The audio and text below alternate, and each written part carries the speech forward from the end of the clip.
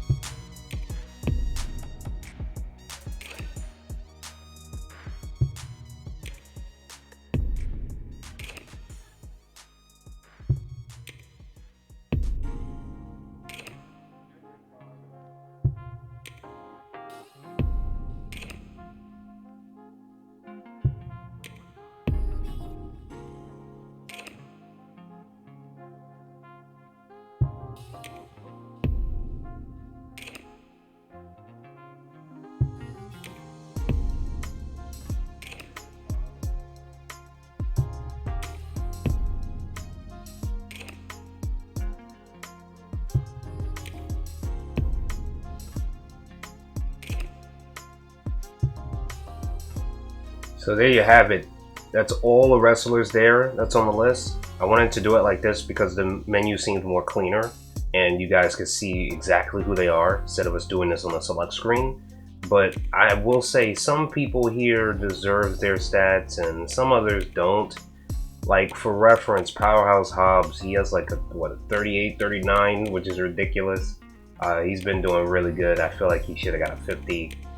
MJF should have been the one in the 70s. Omega, the only one being in the 80s. Talk about making a game all about yourself. Jeez, the only way you're going to get another wrestler like him is if you create your own. And some people here I'm not going to talk about, but they did his stats dirty. Also somebody else. But Darby's pretty good, and I think I will say Daniel Bryan's is also pretty good too. Or Bryan Danielson, my bad, sorry. But I will also chime in and say that Dax Harwood and Cash Wheeler, the FTR, are DLC. So you guys basically, if you pre-ordered it and you got it early, you will get them, plus the Matt Hardy, which is down here. His other custom, for some reason, I couldn't use it while playing, but it's there. So these are the beginning DLC characters. I don't get how Matt was a DLC, but Jeff was in the main base game. Real quick, I just wanted to talk about editing your profile. A lot of people probably already talked about this already, but if you go to Wrestling Weapon Decal, you can actually customize your weapons that you use in matches, like backgrounds and stuff. You can even put wrestler logos. So if you made your guy, you can put your guy on it, stuff like that. And then we have the championship management. I also wanted to bring up too. This is pretty cool when you want to change people around. I naturally had some people win certain belts just playing the game. As you can see, some don't look right. One or two out of place. Some are pretty old here, but you know, this is also really good and cool at the same time. It gets to the point. And the last thing I want to talk about here, I also purchased the other 3 customs. For some reason, when playing free play Expedition, sometimes the game allows you to pick customs, but then sometimes it doesn't. I don't know if that's a bug. It's kind of weird, but yeah.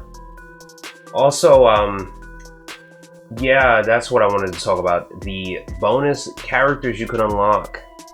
The first one we're going to talk about is going to be Paul Wight, as the big man himself, as you probably already know him as the Big Show from other companies.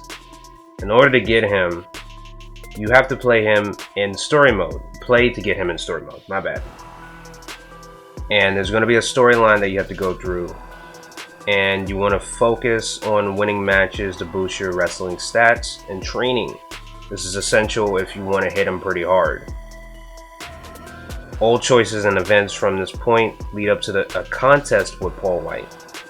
And you have to beat him in under, I think it says 3 minutes.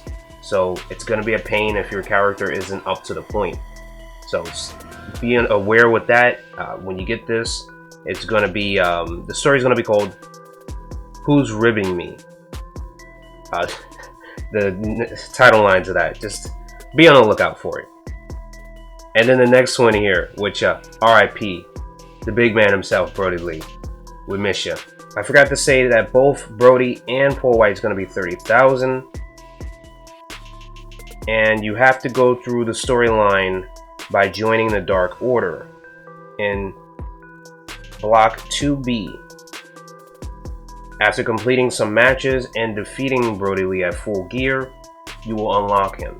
Note, these two go for 30,000 in the shop and will be pretty easy because the next and final unlockable out of the 5 people you can get is Owen Hart.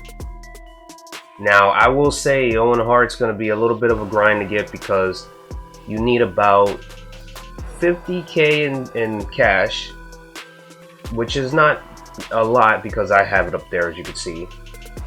It's not the fact that you need the money, it's just that you have to play 100 one-on-one expedition matches. I'm not kidding you.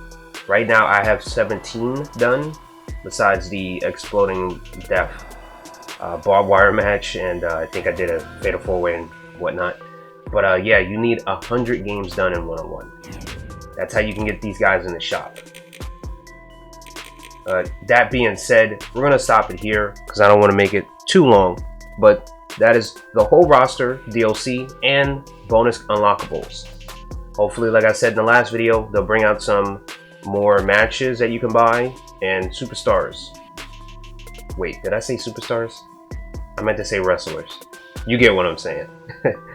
Have a good day of peace.